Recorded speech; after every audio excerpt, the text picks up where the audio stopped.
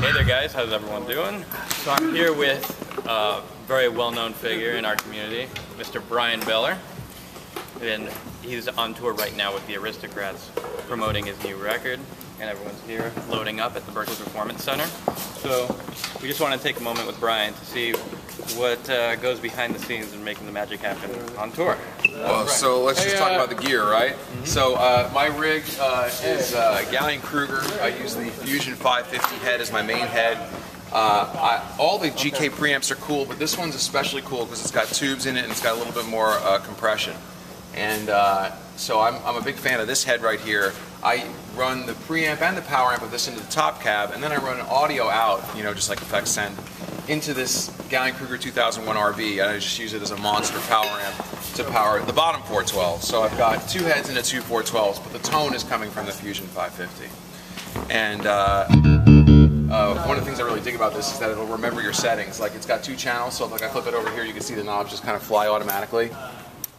These are the settings that I like to have here, so there you go. My basses are Mike Lowell. As you can see, I've been playing this bass, this particular instrument actually for like 12, 13 years now. It's a modern 5, it's an active 5-string jazz bass with a ash body and a maple neck, so it gets really bright. It'll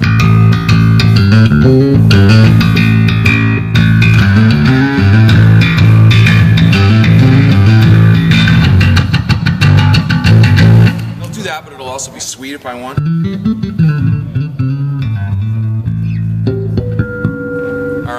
So there's this, and then I have my my other bass here, which I'll show you just because it's so drastically different. This is a passive PJ5, and the body is alder and the neck is rosewood, so you can hear how different it sounds.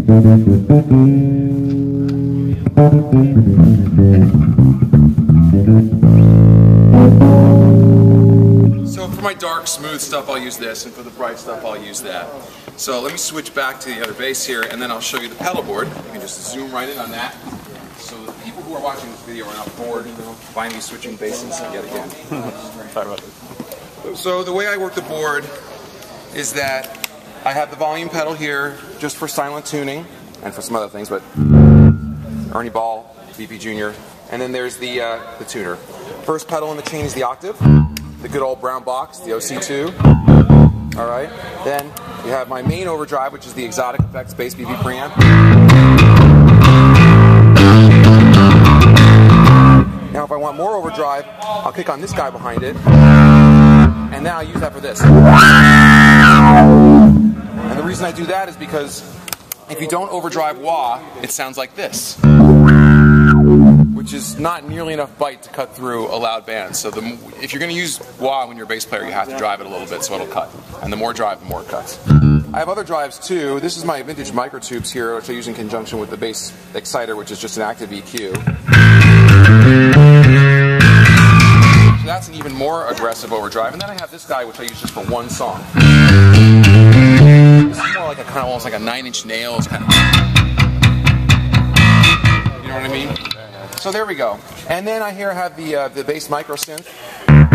I use this for a song called Dance of the Aristocrats, where you have to create some kind of synth effect. So I start with the synth, then I add the octave, then I add a slapback delay. And then I add that. So it gets this kind of like, alright, that's for that synth. And then we'll put these settings back here. It's important to mark all your settings when you're doing stuff like this. Chorus. Is this set right? Yeah, this is the Retrosonic stereo chorus. This delay, I set for the normal settings if I want to do volume swells. Okay. I don't use that on this tour. This, I use the Hall of Fame delay just for this one specific sound.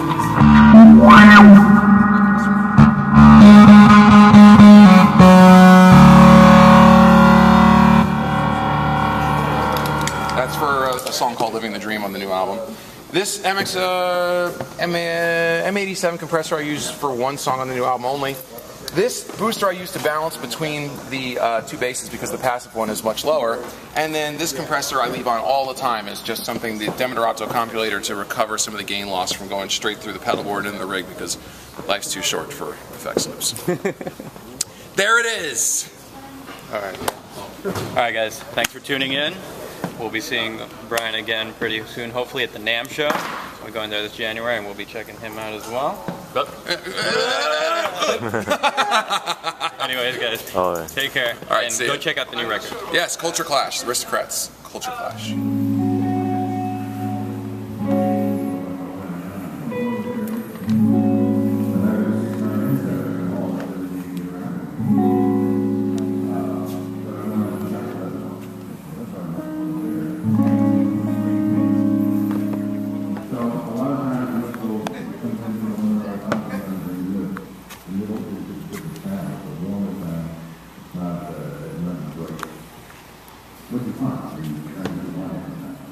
There's a technique called drop two and drop three voicing. Anybody talk about that? It can get confusing. But essentially what it means is they take for the cells as close as they can. And then they try to play their guitar. They can't.